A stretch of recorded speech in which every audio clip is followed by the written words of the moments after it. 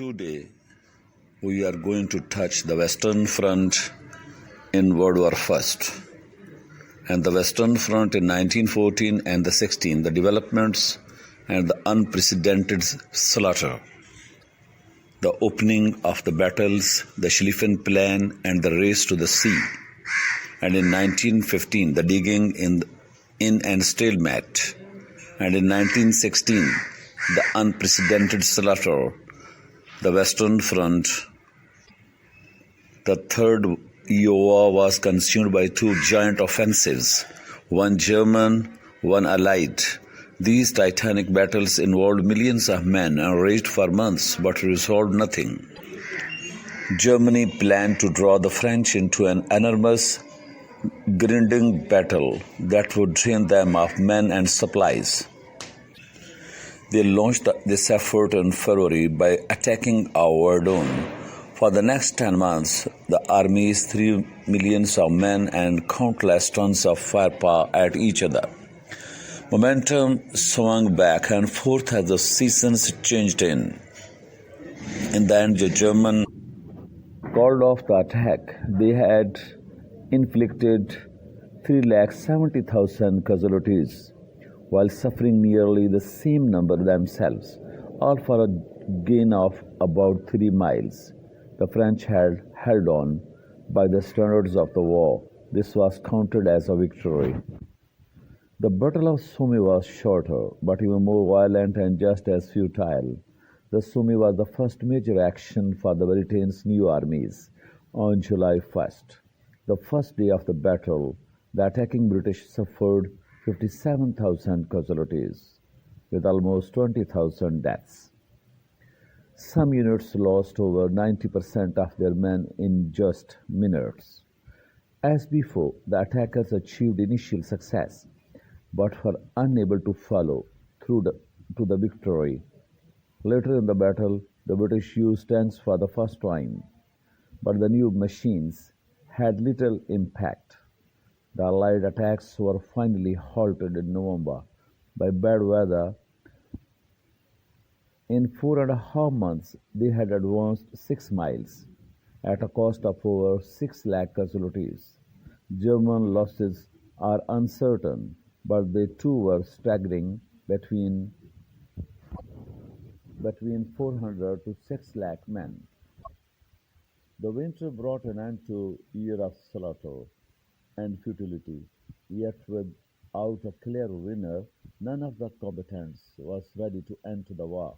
Their horrific losses only stiffened their resolve to keep fighting. Across the ocean, Americans followed the war in fascination and horror. Many sympathized with the Allies, but most were glad that the United States was far removed from the unspeakable state of affairs overseas. No one yet knew that events in early 1917 would force America to make a crucial decision. 1915, the digging in and the stalemate. The Second Year War saw the front lines harden, along with the combatants' resolve. Trench lines dug for the winter became permanent, while offensives throughout the year did bitter but add to the death toll. As the war consumed men and resources, both sides shifted their economies to full wartime production. In January, US President Woodrow Wilson offered to mediate peace talks. No one was interested. Both sides were determined that their 1914 losses would not be in vain, and both believed they would win the war. France launched a February offensive that achieved nothing but caused 250,000 casualties. The same month, Germany began unrestricted submarine warfare, attacking all merchant ships in the waters around Great Britain without warning, even those from neutral nations. The Germans responded to protests by pointing to Britain's naval blockade and complaining of a double standard. The combatants introduced new ways to inflict violence. The Germans introduced poison gas on the Western Front during the Battle of Ypres in April. In May, German Zeppelins, airships, over London carried out the first aerial bombing of civilians in history.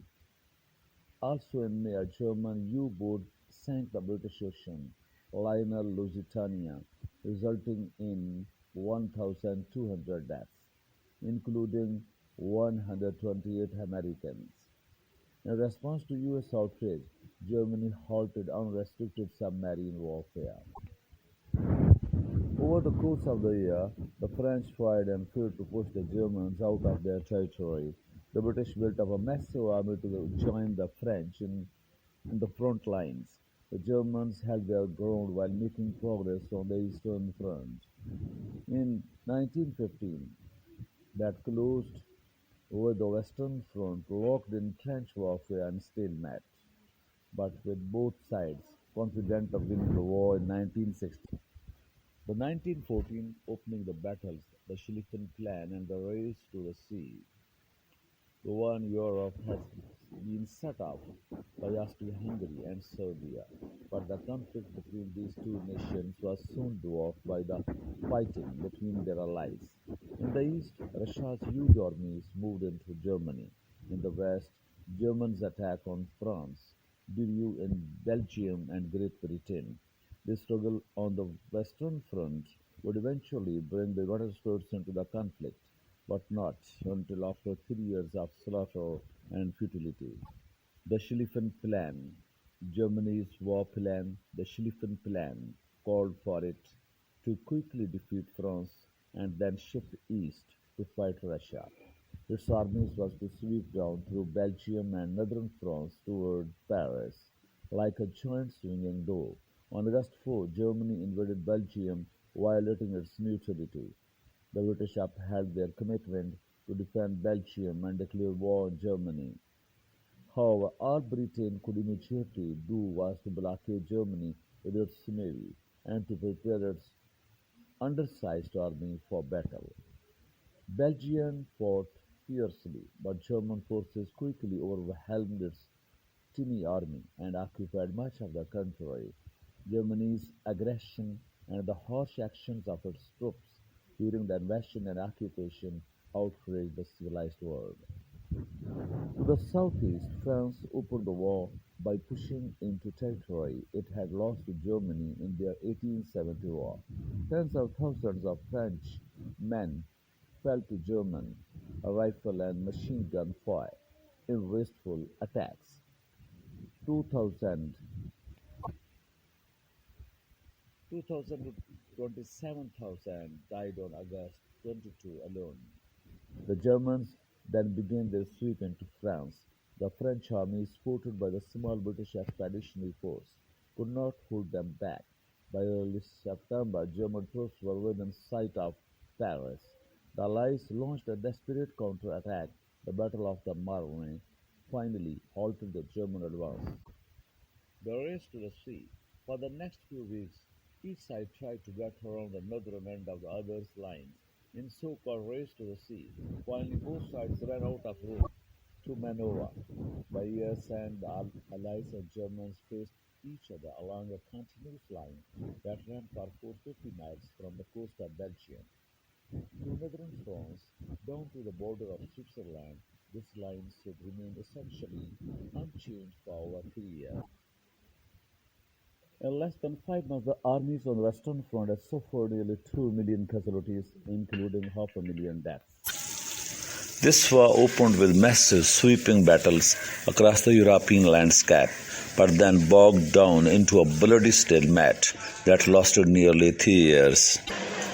The Western and Eastern Fronts, 1915, the Western Front, we are already touching the same lecture, repeated French attacks in February. March 15 on the German trench barrier in Champagne won only 500 yards, 460 meters of a round at a cost of 50,000 men. For the British, Sir Douglas Haig's First Army between Armentières and Lens tried a new experiment at New Chapel on March 10 when its artillery opened an intense bombardment on a 2,000-yard front and then, after 35 minutes, lengthened its range so that the attacking British infantry behind the second screen of shells could overrun the trenches ravaged by the first. But the experiment's immediate result was merely loss of life, both because shortage of munitions made the second barrage inadequate and because there was a 5-hour delay in launching the infantry assault, against which the Germans, having overcome their initial surprise, had to rally their resistance. It was clear to the Allies that this small-scale tactical experiment had missed success only by a narrow margin, that there was scope for its development, but the Allied commands missed the true lesson, which was that a surprise attack could be successfully made immediately following a short bombardment that compensated for its brevity by its intensity. Instead, they drew the superficial deduction that mere volume of shell fire was the key to reducing a trench line prior to an assault. Not until 1917 did they revert to the new chapel method. It was left to the Germans to profit from the experiment. In the meantime, a French offensive in April against the Germans Saint-Mihiel salient, southeast of Verdun, sacrificed 64,000 men to no effect. The Germans, in accordance with Falkenhayn's strategy, remained generally on the defensive in the west. They did, however, launch an attack on the Allies' Ypres salient, where the French had in November 1914 taken the place of the British. There, on April 22, 1915, they used chlorine gas for the first time on the Western Front, but they made the mistake of discharging it from cylinders which were dependent on a favorable wind, rather than lobbing it into the enemy trenches in artillery shells. The gas did throw the agonized defenders into chaotic flight, but the German High Command, having been disappointed by the new weapons' performance under adverse conditions in Poland earlier in the year, had failed to provide adequate reserves to exploit its unforeseen success. By the end of a month-long battle, the Allies' front was only slightly retracted.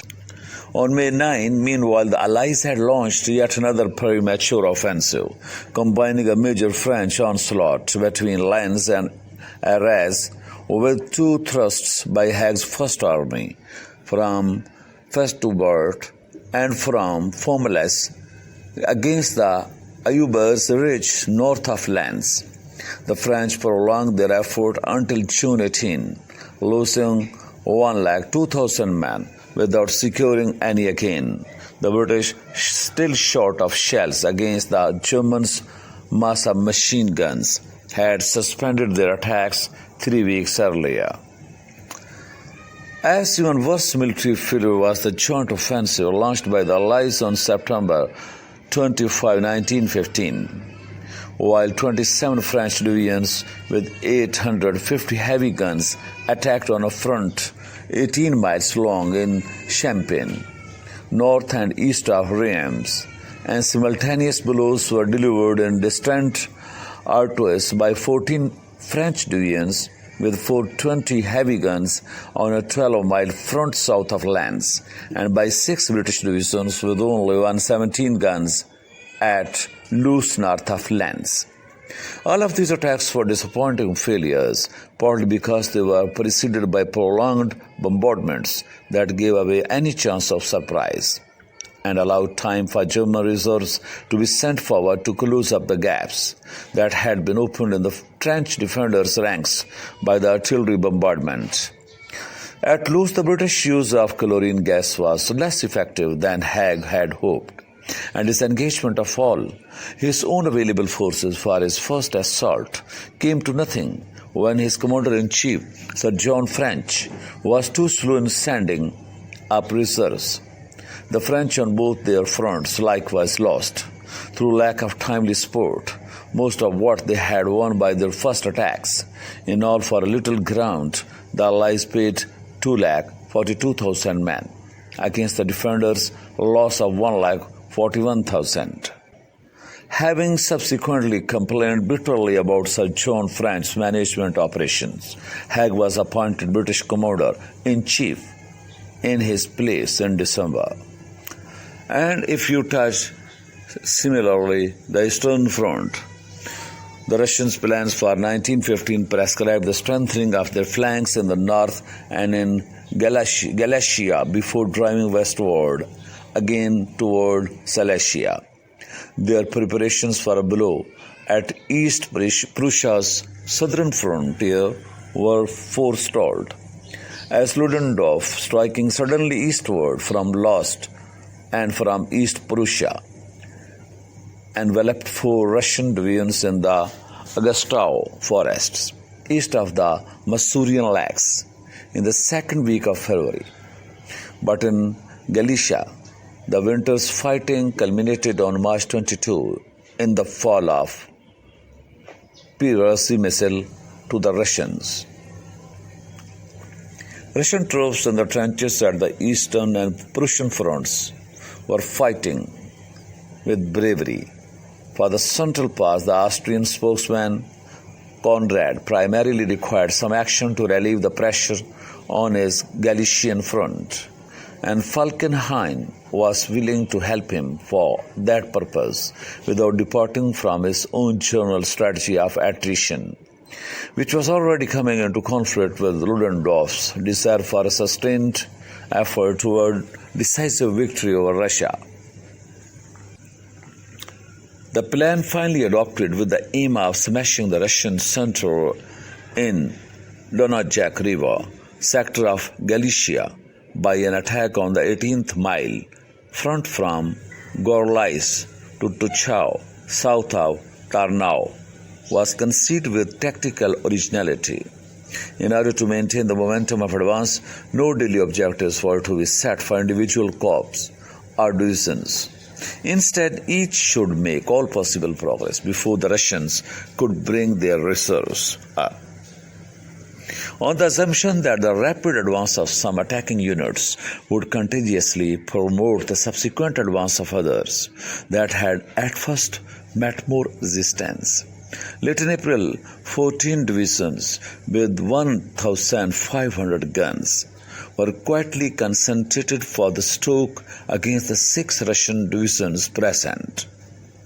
Mackensen was in command, with Hans von Siegert, sponsor of the new tactic of infiltration, as his chief of staff.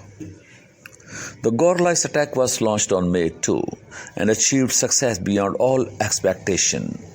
Rooted on the Dunajec, the Russians tried to stand on the Wisluka, then fell back again.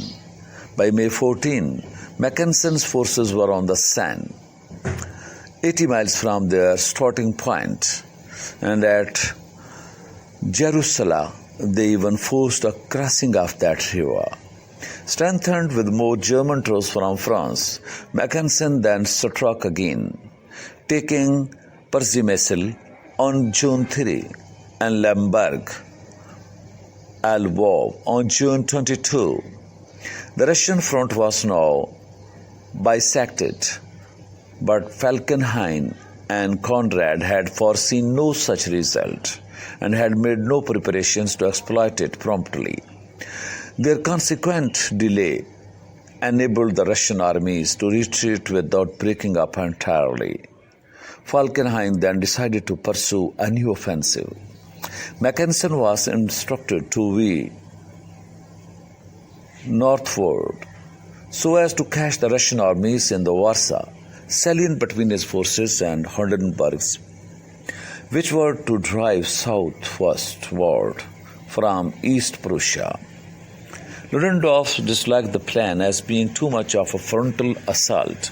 The Russians might be squeezed by the closing in of the two wings, but their retreat to the east would not be cut off. He once more urged his spring scheme for wide enveloping maneuver through Kovno. The corners on Vilnius and Minsk in the north. Falkenhayn opposed this plan, fearing that it would mean more troops and a deeper commitment and on July 2, the German Emperor decided in favor of Falkenhayn's plan. The results justify Ludendorff's reservations. The Russians had Mackensen at Brest-Litovsk and Hindenburg on the Norio River, long enough to enable the main body of their troops to escape through the unclosed gap to the east. Though by the end of August, all of Poland had been occupied, and 750,000 Russians had been taken prisoners in 4 months of fighting. The Central Powers had missed their opportunity to break Russia's ability to carry on the war. Too late, Falkenhayn in September allowed Ludendorff to try what he had been urging much earlier, a wider and enveloping movement to the north on the Kovno-Dwinsk-Wilna triangle. The German cavalry, in fact, approached the Minsk railway far beyond Vilna, but the Russians' power of resistance was too great for Ludendorff's slender forces, whose supplies began to run out, and by the end of the month his operations were suspended. The crux of the situation was that the Russian armies had been allowed to draw back almost out of the net before the long-delayed Vilna maneuver was attempted. Meanwhile, an Austrian attack eastward from Lutsk began later in September and continued into October, and carried heavy losses for no advantage at all. By October 1915, the Russian retreat, after a nerve-wracking series of escapes from the salients of the Germans had systematically created and then sought to cut off, had come to a definite halt along a line running from the Baltic Sea just west of Riga southward to the Chernovtsi on the Romanian border. Some brief discussion on other fronts. From 1915 to 16, the Caucasus, 1914 and 16. The Caucasian front between Russia and Turkey comprised two battlegrounds, Armenia in the west, Azerbaijan in the east, while the ultimate strategic objectives for the Turks were to capture the Baku oil fields in Azerbaijan and to penetrate Central Asia and Afghanistan, and in order to threaten British India, they needed first to capture the Armenian fortress of Kars, which, together with that of Ardahan, had been a Russian possession since 1878. A Russian advance from Sarikamish,